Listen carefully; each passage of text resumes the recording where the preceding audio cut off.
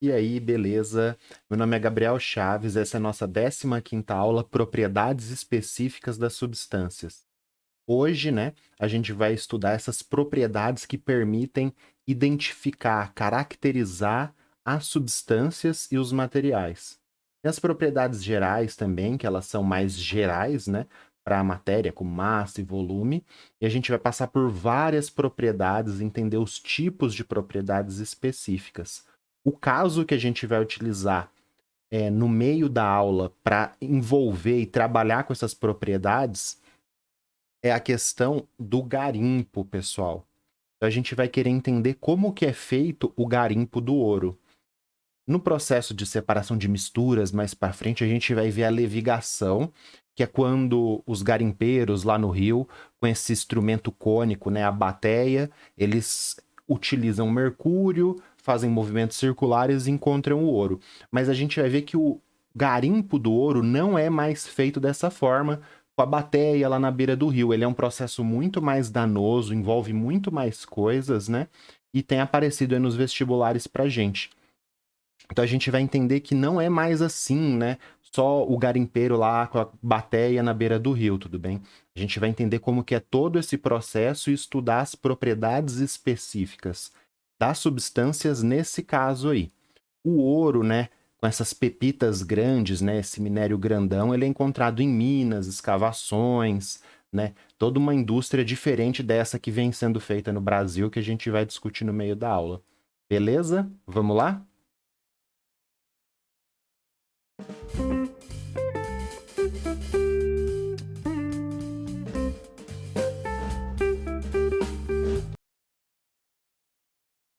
Certo, pessoal. Então, qual que é o roteiro da aula? O nosso roteiro vai ser passar pelos conceitos iniciais, os tipos de propriedades, 13 propriedades específicas físicas aí, sim, 13, muitas propriedades específicas aí. A gente vai ver essa visão mais superficial das propriedades específicas, muitas nós já vimos aí nessas 14 aulas anteriores, tudo bem? Passar pelas propriedades químicas, né, que está relacionado com reação química, propriedades organolépticas, e aí com todos, né, essas propriedades discutidas, a gente vai trabalhar essa questão da aula do garimpo e ver essas propriedades aparecendo nos materiais, né, nas cerâmicas, nos polímeros, nos metais, que é uma coisa que está sendo bem recorrente aí nos vestibulares. Então, esse é o nosso cronograma, né? A primeira parte, então, os conceitos iniciais. Bem rápido, pessoal. A gente já viu que a substância pode ser entendida, né? No macroscópico, no visual que a gente pega, a partir das suas propriedades características, né? Então, a água, ela é líquida a 25 graus Celsius, transparente, inodora. Essas são as propriedades específicas aqui que a gente tem que permite conhecer, caracterizar essa substância, tudo bem? A água. Então, congela a 0 graus, ferve a 100 graus, dissolve o sal de cozinha, por exemplo. Os tipos de propriedade é como que a gente vai classificar essas propriedades específicas. Então, eu posso classificar como física, química ou organoléptica. Se essa propriedade ela não forma, né? Ela não forma novas substâncias. Então, por exemplo, eu quero determinar a que temperatura a água ferve. Eu vou lá, coloco água para ferver, coloco um termômetro, vejo que ela ferve a 100 graus Celsius. Nesse processo, nesse procedimento, é uma propriedade que não ocorre a formação de novas substâncias. Então, a água continua água durante a fervura, como a gente já viu. Já nas propriedades químicas, para eu ver se a água sofre eletrólise, passo corrente elétrica por ela, vai formar novas substâncias. Se eu quero ver se um metal enferruja, oxida, vai formar novas substâncias, por exemplo, na ferrugem. Se um plástico, se um papel pega fogo na combustão, também vai ter uma transformação e vai ter uma reação. E a propriedade organoléptica, ela envolve os sentidos, né? Tato, olfato, paladar, visão, audição. Então, a água, ela inodora, né? Não tem um odor, sem sabor, sem cheiro. Isso daí envolve os sentidos, é uma propriedade específica organoléptica, tudo bem? Porque é uma propriedade que a gente usa para caracterizar, para conhecer essa substância.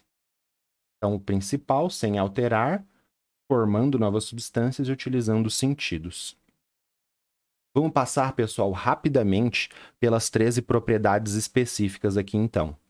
A gente tem essas 13 propriedades específicas físicas que são utilizadas para caracterizar e entender, né, as substâncias, os materiais. Então, vou falar as 13 aqui para a gente rapidão. Então, a gente vai ver a densidade, solubilidade, magnetismo, viscosidade, temperatura de fusão ou ponto de fusão, né? Temperatura de ebulição, aqui atrás da minha figura, calor específico. Tenacidade também está aqui atrás de mim, é uma cama elástica. Uma lousa com um giz na dureza.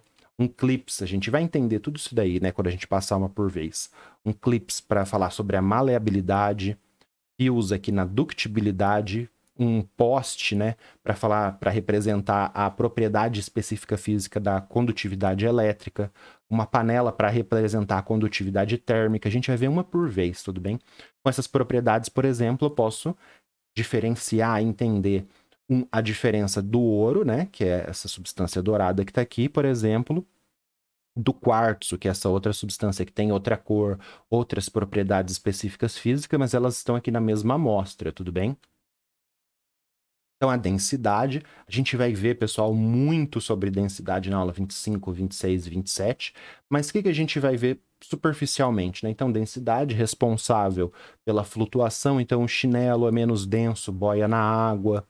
Um gelo, né? A gente viu na aula de estados físicos e mudanças de fase, o gelo é menos denso do que a água e ele flutua, né, na água, então as foquinhas aqui ficam em cima desse pedaço de gelo boiando. Olha que bonitinha a foquinha. A foquinha tá aqui em cima do gelo, por que o gelo boia? Porque ele é menos denso. Ou um balão com ar aquecido, então eu tenho ar aqui fora, ar aqui dentro. A gente já viu, né, que o ar atmosférico é uma mistura de nitrogênio, oxigênio, argônio. Só que aqui dentro, quando ele é aquecido, muda a densidade. A gente vai estudar isso em gases, vai passar por densidade em muita coisa, tudo bem? Mas aqui é importante entender que o balão está flutuando porque aqui dentro esse gás está menos denso. Beleza. O que é densidade, pessoal? Então, densidade é essa relação de massa da amostra dividido pelo volume, é a distribuição da massa no volume. Então, eu posso falar que a água, em relação ao óleo, ela é mais densa do que o óleo, e o óleo, em relação à água, ele é menos denso. Numericamente, nessa divisão de massa e volume, por exemplo, eu vou encontrar para a água, que é 1 grama por centímetro cúbico, e do óleo 0,9.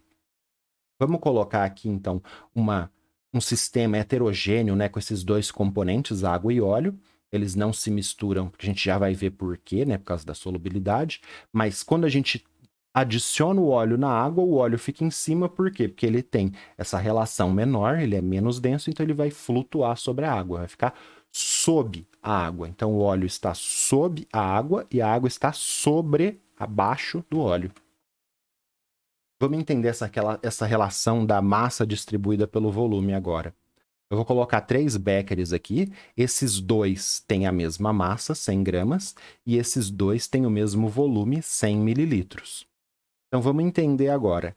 Quando eu tenho a mesma massa, o líquido mais denso que a água, com uma mesma massa, ele tem essa mesma massa mais agrupada, mais densa, num volume menor. Então, o óleo é menos denso do que a água com essa mesma massa está num volume menor, porque é mais densa. Agora, no mesmo volume, água 100 gramas, óleo 90 gramas, mas o volume é igual, 100 mililitros. Se a água é mais densa, nesse mesmo volume de 100 mililitros, a água não é mais densa, então ela tem que ter uma massa maior, tudo bem? Então, a gente comparou a mesma massa e comparou o mesmo volume. Novamente, a gente vai ver muito disso nas aulas de densidade, como que faz cálculos, princípio de Arquimedes, vai ver muita coisa, densímetro, que aparece muito sobre densidade, a gente vai trabalhar isso bastante na química. Então, o óleo não se mistura com a água por causa da densidade? Não. O óleo fica sob a água porque ele é menos denso. Ele não se mistura com a água porque eles são immiscíveis. O óleo não é solúvel na água. Vai ter as propriedades químicas, né? As interações intermoleculares que a gente vai ver mais para frente que justificam isso, mas as palavras, né, a nomenclatura que a gente tem que entender aqui é a solubilidade, o óleo não é solúvel, ele é imiscível na água, por isso que eles não se misturam, não tem nada a ver com a densidade. Onde que a gente tem situações de solubilidade que ocorre aí, né? O etanol com a água. Então, esses dois componentes aqui vão formar esse sistema homogêneo, essa mistura de etanol com água, que no caso do etanol 70 a gente utiliza para higienizar as mãos, né? Para evitar aí contaminações.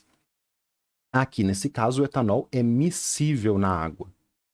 Então, essas são as palavras que a gente usa, miscível, immiscível. Aqui eu estou adicionando açúcar na água, a gente está mexendo a colher, está preparando soluções, né? Foi uma nomenclatura aí, os termos que a gente já utilizou em aulas anteriores. Então, água com sal, por exemplo. Eu pego, preparo esse balãozinho aqui de fundo redondo, né? Preparo esse balãozinho de água e sal.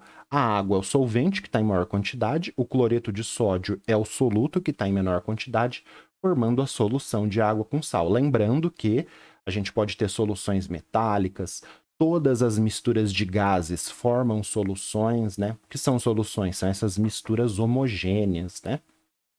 Beleza? A gente já viu um pouco disso, mas a gente está trazendo essa questão da solubilidade que a gente vai ver muito em detalhes com gráficos e contas mais para frente, tudo bem?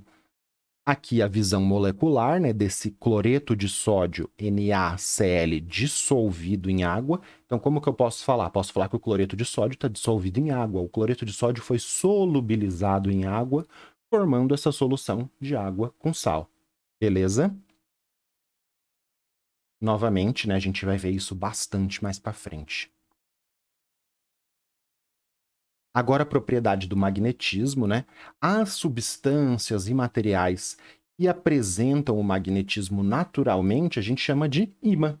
Então, a gente pega o ímã, aproxima ele de compostos aí de ferro, né? Tem essa atração. Esse magnetismo é uma propriedade que a gente pode utilizar para caracterizar as substâncias sem ocorrer aí uma reação química, uma transformação. Então, eu tenho um material, ele vai ter essa atração magnética e não vai ter a formação de nenhuma nova substância. Eu só posso observar isso aqui. Tudo bem? A viscosidade ela acontece em fluidos, né? Então, por exemplo, aqui eu tenho um líquido, né? Não sei, um líquido, e essa resistência dele a fluir, né? A escoer, a, a, a fluir, né? Essa resistência ao escoamento, perdão, essa resistência ao escoamento, ela está relacionada com a viscosidade. Então, ele não escoa rápido, né? Ele não vai, ele fica aqui e vai dessa forma bem devagar. Por quê? Na parte de interações intermoleculares também vai ter uma explicação da viscosidade e das interações entre as moléculas, uma segurando a outra ali, para formar essa viscosidade. Mas por enquanto a gente só precisa saber que a viscosidade é uma propriedade específica física. Outras duas aqui, ponto de fusão, né? A temperatura que a substância sai do estado sólido e passa para o estado líquido, ela funde, e também, né, no caso de substâncias puras aí, a temperatura que o líquido passa para o sólido solidificando. Então, essa é a temperatura de fusão, como nessa bolinha de sabão aqui, nessa bolha de sabão, congelando no ambiente frio, formando aqui o gelo super bonito, esses cristais, né? A outra é a temperatura, travou aqui. A outra é a temperatura de ebulição, né? Então eu coloco a água para ferver esse milho delicioso aqui. Se eu tiver no nível do mar, né? A gente sabe que essa água que está fervendo a 100 graus Celsius, tudo bem? A uma atmosfera que é a pressão do nível do mar. Essa temperatura de ebulição é a temperatura que a água passa do estado líquido para o gás e do gás para o líquido. Essa é a temperatura de fusão da substância. Desculpa, a temperatura de ebulição das substâncias. A gente pode utilizar essa aparelhagem aqui, esta ou esta, para determinar a temperatura de ebulição, que a gente já viu na aula de termoquímica das mudanças de fase. Então, a gente pega um suporte universal, com a tela de amianto, coloca uma fonte de aquecimento na nossa substância, no caso água, põe o termômetro e vê. Entrou em ebulição, qual a temperatura? 100 graus. Durante toda a ebulição, na substância pura, essa temperatura permanece constante. Também posso fazer com uma chapa de aquecimento elétrica. Uma questão que aparece muito, a gente está na aula 15, na aula 17 a gente vai fazer muitos exercícios disso daqui. Então, só para dar uma treinada, quando você chegar lá, você tenta fazer sozinho. É a gente fazer o quê?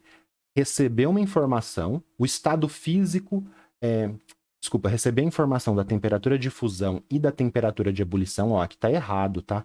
Temperatura de ebulição. Então a gente tem a temperatura de fusão, tem a temperatura de ebulição, e aí você fala assim, em tal temperatura, por exemplo, 25 graus Celsius, essa substância, ela tá sólida, líquida ou gasosa? Então a gente sabe que a água a 25 graus Celsius está líquida. Por quê? Porque a temperatura de 25 graus Celsius está entre a fusão e a temperatura de ebulição. Por isso que ela está líquida. O ouro, a gente sabe que o ouro é sólido à temperatura ambiente. Aí, colocando aqui, é um macete, né, que a gente faz aqui. Esse macetinho é pegar a temperatura que eles perguntou, então a 25 graus Celsius. Tá entre? Não. Tá acima a temperatura de ebulição? Aqui é ebulição, tá? Tá acima? Não. Tá abaixo. Se tá abaixo da fusão, que é do sólido para o líquido ou do líquido para o sólido, se está abaixo, é uma substância que no estado físico, a 25 graus Celsius, é sólido. E o mercúrio? Esse aqui vai ser importante para a gente na aula do garimpo, tá? O mercúrio, ele funde a menos 38 e ele ebule, ele ferve a 300 e quase 360. Então, 25 está entre esses dois valores. A 25 graus Celsius, o mercúrio é líquido. Beleza? E o hidrogênio? Eu tô vendo aqui, ó. O hidrogênio, a gente faz balões, né? Essa bexiga com hidrogênio que pode explodir, tem vários experimentos com isso. O hidrogênio vai ser gasoso, eu tô vendo que ele é gasoso. Mas como que eu faço aqui se eu não tenho essa imagem aqui? Se isso aqui tá escondido de mim. O que eu faço? Eu pego os 25 e tento ver. Tá acima, tá abaixo, tá onde? Tá acima da temperatura de ebulição. Lembrando, essas aqui é de ebulição. Então vai ser uma substância gasosa.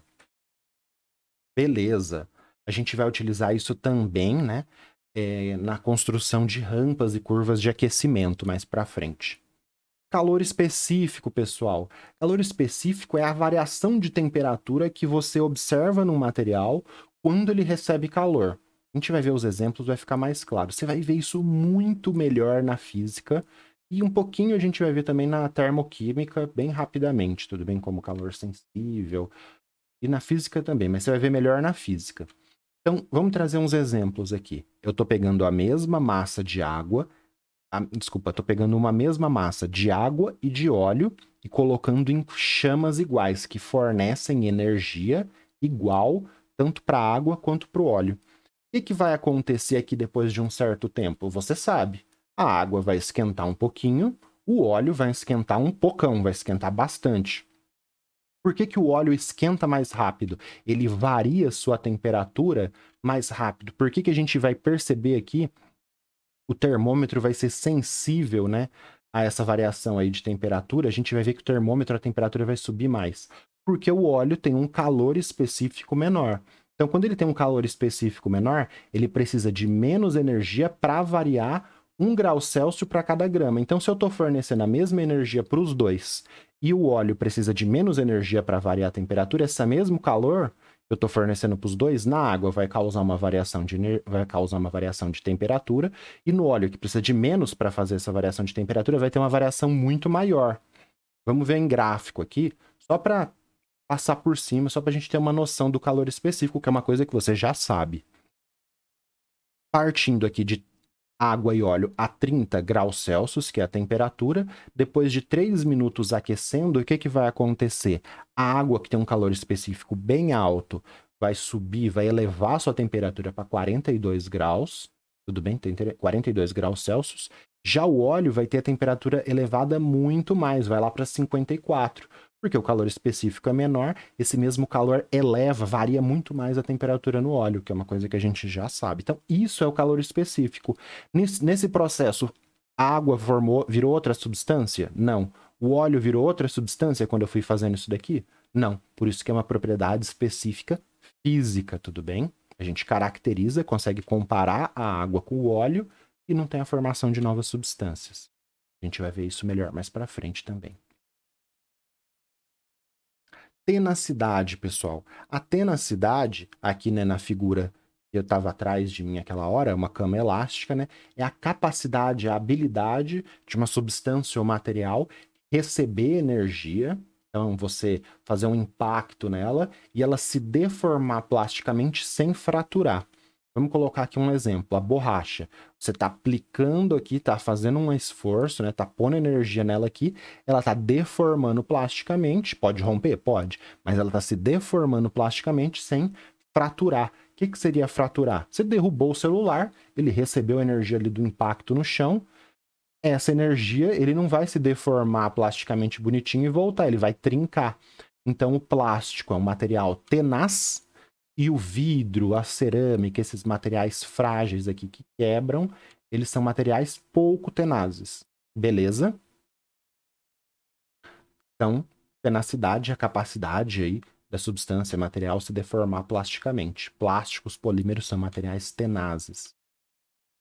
Você tem que ser tenaz nos estudos, né? Que a gente usa essas palavras muitas vezes nas atitudes nossas, né? Então, dureza agora. Dureza, pessoal, é a capacidade de um material riscar o outro. Como assim? O material duro, ele risca os materiais menos duros, ou materiais moles. Vamos ver, vamos entender isso. Então, aqui, se eu pegar o giz e passar na lousa, o giz risca a lousa? Não. Eu passo o giz aqui, ele se desmancha e eu escrevo na lousa. Agora, olha, tá vendo que tem um risco aqui, ó? Presta atenção. Tá vendo que tem um risco aqui? Bem nesse canto aqui da lousa, se eu pegar um pedaço de vidro e passar aqui na lousa, vai riscar a lousa. Então, o vidro, né? Um diamante poderia ser também, mas vamos pensar no vidro, que a gente tem isso. Se eu passar o vidro aqui, o vidro ele é mais duro que a lousa. Então, se eu passo o vidro aqui, o vidro que é mais duro risca, tava um buraco na lousa. Agora, se eu pegar o giz que é menos duro que a lousa e eu passar aqui, o que ele vai fazer? Ele vai deixar esse traço. Então, o giz, que é menos duro do que a lousa, ele deixa esse traço que a gente vê aqui, né, branco, e ele se desmancha na lousa. Então, um material duro, ele risca, o material mole, ele é riscado. O material pouco duro, ele sofre risco. Quando a gente passa ele numa superfície e ele é riscado, no caso do giz, ele desmancha, ele não vai... Como que ele... Eu tô passando o giz, mas ele que está sendo riscado, ele está desmanchando e está deixando o traço. Essa escala de dureza, né? Então o giz é o menos duro, a lousa, o intermediário, e o vidro, o mais duro, que se eu passar vai riscar mesmo a lousa. Essa escala a gente chama de escala de Mohs, ela pode ser quantificada também para os minerais. Por exemplo, no cinábrio, na galena, que a gente viu na aula de História da Química. Essa escala vai de 1 a 10, com o diamante sendo o mais duro, né, na escala 10, e o talco, o giz, com uma dureza bem baixa, deixando o traço quando a gente passa, tudo bem? E esse traço tem cores. Por exemplo, do cinábrio eu acho que seria vermelho, né? Porque ele é vermelho, ou seria preto, não sei. Mas deixaria um traço se eu passar ele numa substância mais dura que ele. Maleabilidade, pessoal. Maleabilidade é essa habilidade, né, de ser maleável, de você pegar um material e a partir de pancadas, deformações ali, marteladinha, você moldar esse mineral, moldar, por exemplo, o ouro aqui, numa faca cerimonial que a gente já viu, né, nas aulas anteriores, nessa faca que é o ouro moldado. Você faz isso a partir da maleabilidade que tem nos metais. Um metal aquecido, ele aumenta a maleabilidade dele. Então, o metal é maleável. Quando eu aqueço, ele começa aqui a emitir luz, né? Porque ele está um metal aquecido, ele fica mais maleável ainda. Então, a gente vai usar mole aqui? Não, mole é para dureza, né? Ele vai ficar mais maleável. Quando ele fica aquecido, ele fica mais maleável. Você consegue dobrar ele mais fácil. Por isso que eu coloquei o clips aqui. Você olha para o clips, você sabe que o clips é um metal maleável. Você pega e dobra ele na sua mão. Outra propriedade que a gente tem aí, a gente viu isso na aula 13, tá? Esse metal aquecido, na processo de radiação, emissão de calor, a gente viu isso na aula 13. A ductibilidade também é uma propriedade que é bem comum aí nos metais, né? Que é a habilidade de você formar fios com esse metal. Então você pega o metal, passa ele lá numa prensa, tem todo um procedimento. Você consegue, por exemplo, formar o arame, você consegue formar esses fios. Os metais ainda, né? Você forma o fio e esse fio faz o quê? Ele permite a condutividade elétrica, permite o fluxo de elétrons, permite o fluxo de energia elétrica que a gente usa na iluminação pública. Então, a condutividade elétrica é uma propriedade física aí também. Outra propriedade é a condutividade térmica. Então, fiz aqui uma panela, acendo o fogão. Quando eu acender o fogão, aqui tem uma combustão, uma reação exotérmica. Estou queimando butano aqui, por exemplo. Essa reação libera calor. Esse calor chega na panela, vai ter um fluxo de energia térmica, né, do fogo pela panela. Então vai ter um fluxo aqui de calor, o calor vai fluir, essa energia térmica, e vai chegar no alimento. Se você pôr o alimento direto no fogo, ele vai pegar fogo. Então você quer o quê? Que as panelas elas tenham alta condutividade térmica, para quando você colocar o alimento aqui, o calor fluir pela panela e chegar no alimento, tudo bem? Se você prepara o alimento aqui, fiz uma panela de arroz, pego essa panela e deixo em cima da pia, da mesma forma, a pia tá gelada, a gente não usa isso gelado, né? Tá numa temperatura menor. O que vai acontecer se eu pegar essa panela com arroz e pôr em cima da pia? A panela vai começar a conduzir o calor. O arroz tá quente, vai esfriando, vai perdendo calor, né? A gente fala esfriando, né? Mas o arroz está quente, ele vai diminuindo sua temperatura porque ele está perdendo energia para a mesa fria, tudo bem? Que está numa temperatura menor. A gente usa frio, mas frio não existe, né? Tudo bem? Então, as panelas têm que ter uma condutividade térmica alta, e se eu preparei o arroz e quero manter ele quentinho, eu vou guardar ele num pote que tem condutividade térmica baixa, para ele não fluir, para ele não perder esse calor para o meio e não variar sua temperatura. Beleza? Agora, as propriedades... A gente passamos pelas 13 propriedades específicas químicas, agora físicas. Agora a gente vai ver algumas propriedades químicas que envolvem reações. Então, os metais, quando são oxidados, né, o metal no ambiente, na chuva, ali, né, no sal, numa maresia, sofre oxidação e forma ferrugem. A ferrugem é uma propriedade química de algumas substâncias. A combustão, né, que nem a gente viu ali na panela flambando, no gás aqui do fogão, algumas substâncias sofrem combustão. Nesse processo está tendo uma reação química, está ocorrendo a formação de novas substâncias. Ocorreu a formação de novas substâncias, a gente tem um fenômeno físico, que a gente vai ver esses fenômenos de forma mais diversa numa aula mais daqui a pouco, mais para frente. Então, são propriedades que, como ocorre a formação de novas substâncias, são propriedades químicas. O zinco numa solução ácida, peguei pedaços aparas aqui, pedaços de zinco, coloquei em ácido clorídrico, coloquei numa solução ácida, ele começa a reagir e liberar bolhas de gás hidrogênio. Essas bolinhas aqui são de gás hidrogênio. Essa borbulhar, esse processo chama efervescência. No final de todas as aulas, eu sempre deixo um comprimido efervescente ali nas indicações dos vídeos no final da aula. Você chega lá, você vai ver. E aquilo ali também é uma efervescência. Esse borbulhar, esse processo, ocorre uma reação química e formação de novas substâncias.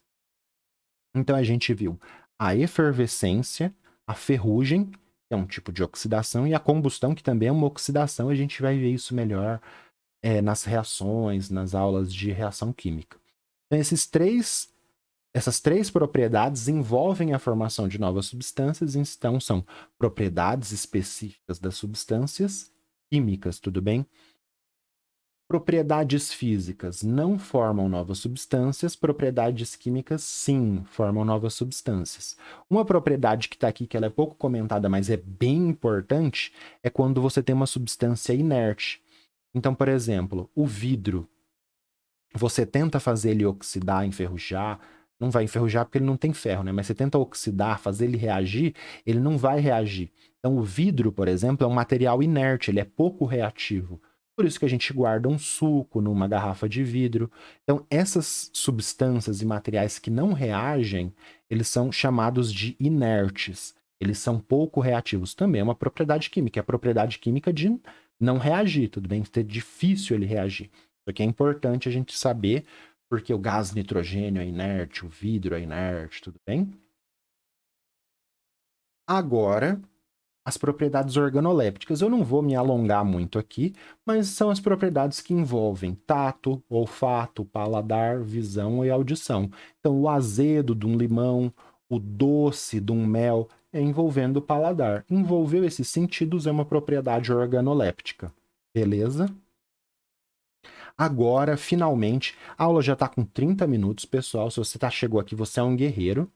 Agora nós vamos ver essa questão do garimpo, como que é feito o garimpo. Essa é a nossa questão da aula de propriedades das substâncias. Então a gente aprende, né, que o garimpo é lá, o garimpeiro na beira do rio, com a bateia, que é esse instrumento cônico, movimentando, e o ouro se depositando no fundo, tal. Mas a gente não é assim mais hoje em dia. Como que é o garimpo do ouro que é feito no Brasil hoje? Para isso eu trouxe essa arte aqui, que foi elaborada pela página, né, do Instagram Árvore Água. Se você está estudando aí para os vestibulares, tem bastante questão, não é legal você ficar no Instagram, né, Facebook, essas coisas, mas se você ficar, acompanhe essa página aqui, que ela é muito boa. Essa daqui é só uma das centenas de postagens excelentes que eles fizeram, então acompanhe essa página que é muito boa e muito crítica também. Você não só vai ter acesso ao conhecimento, como vai ter acesso ao conhecimento, como a gente vai discutir aqui, de uma forma bem crítica.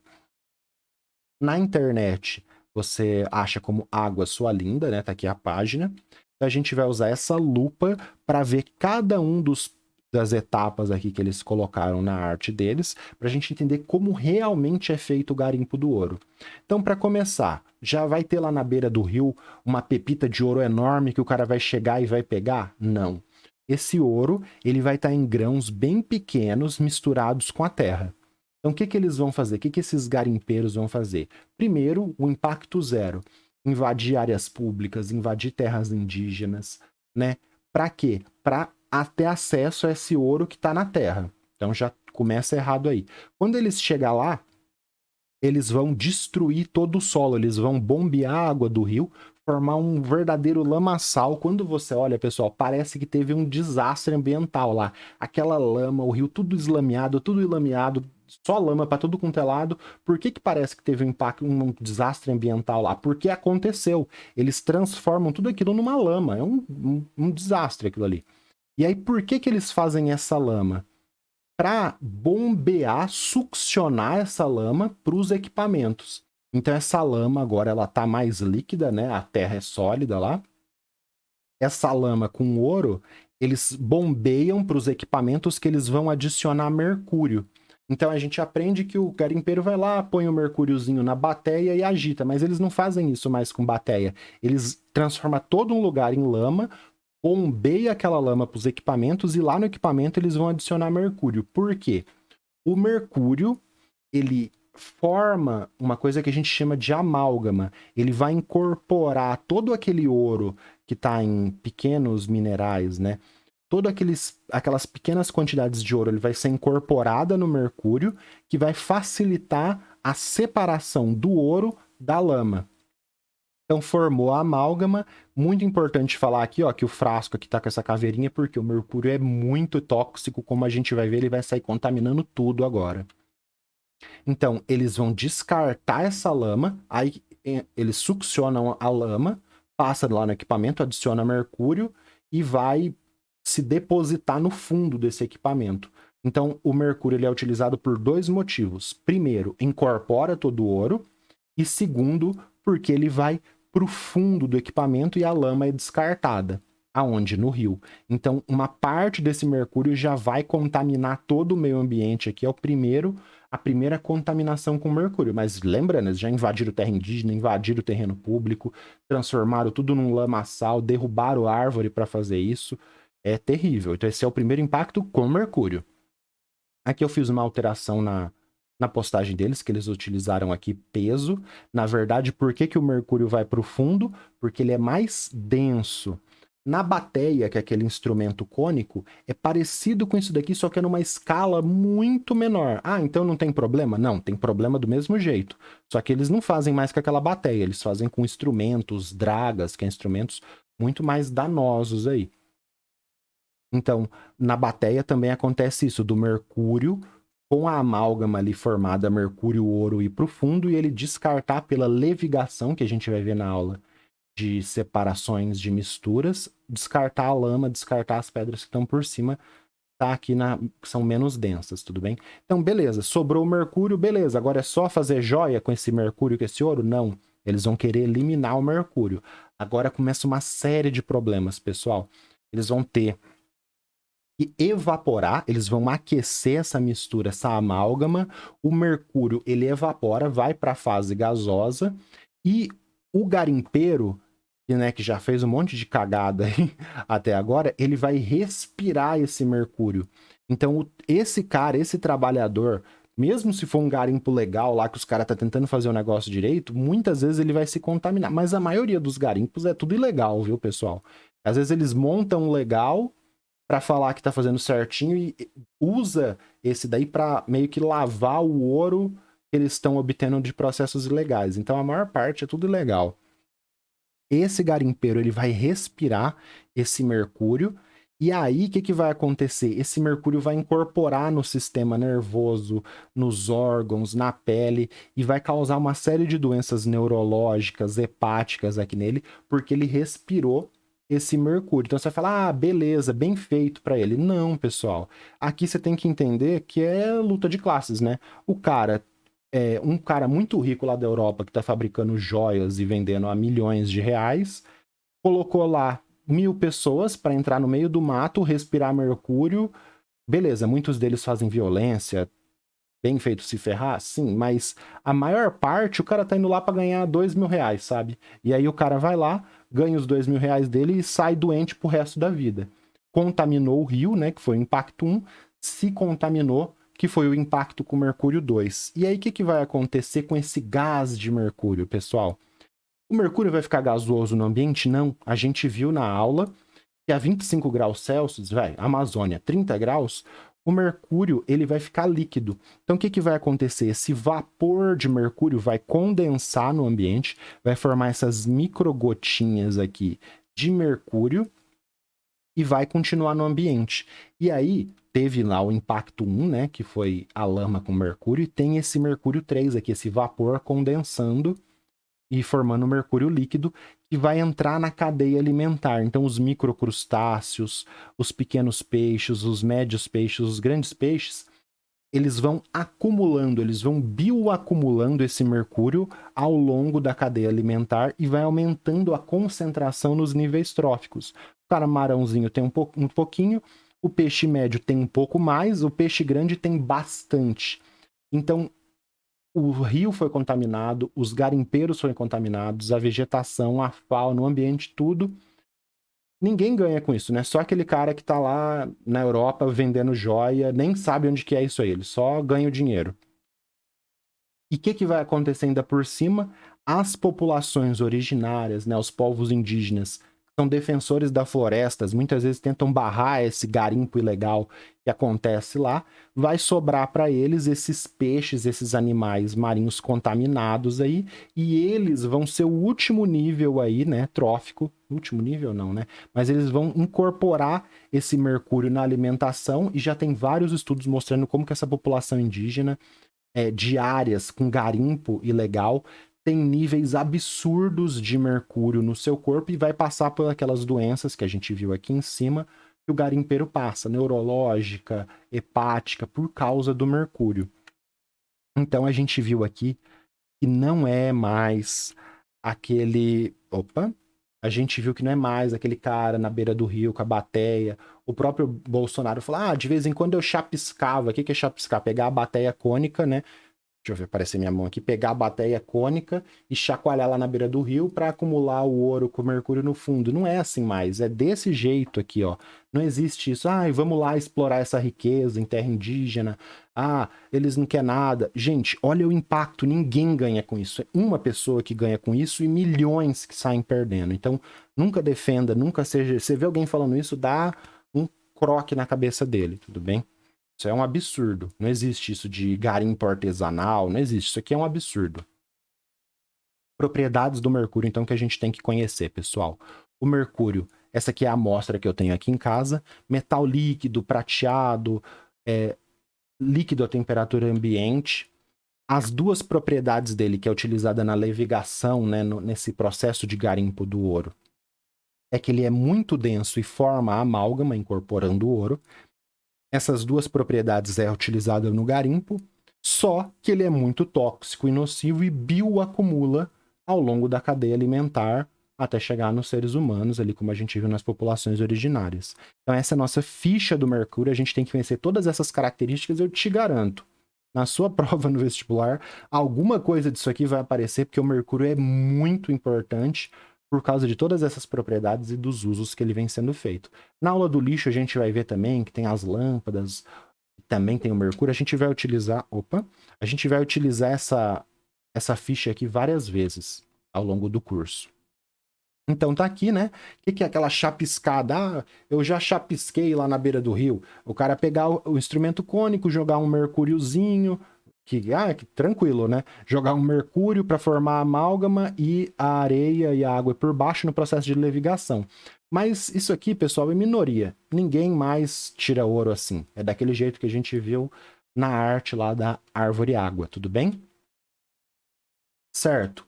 Para terminar, se você chegou aqui, você é um guerreiro, em 40 minutos.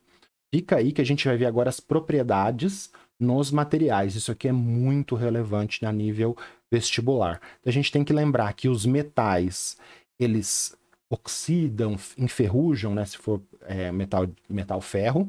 Eles têm calor específico baixo. Então, você coloca ele no fogo, ele já varia a sua temperatura muito rápido. São maleáveis, dúcteis, conduzem corrente elétrica e conduzem bem energia térmica. Por isso que a gente utiliza panelas de metais, porque eles são bons condutores térmicos. Bons condutores térmicos são utilizados como panelas. Os polímeros, né, queimam, a gente consegue fazer combustão com eles, que é uma propriedade específica química. São tenazes, isolantes elétricos, a gente já conhece isso, né? As cerâmicas, agora, importante, hein, pessoal? Vidros, cerâmicas são inertes, eles não vão sair reagindo com qualquer coisa que você colocar dentro deles. Eles são duros, então eles riscam, só que ao mesmo tempo eles são frágeis, eles têm baixa tenacidade e quebram, são frágeis. Eles são isolantes elétricos e isolantes térmicos. Aqui era para estar azulzinho, porque são propriedades importantes. Eles são isolantes térmicos e isolantes elétricos, não vão conduzir corrente elétrica e não vão conduzir energia térmica. Então você coloca um alimento dentro da cerâmica, ele vai diminuir para variar a sua temperatura, porque ele não vai conseguir conduzir esse calor, né? Não vai conseguir ter o mecanismo do calor ali, não vai conseguir perder energia térmica para o ambiente. Então você utiliza cerâmicas para guardar alimentos quentes, né?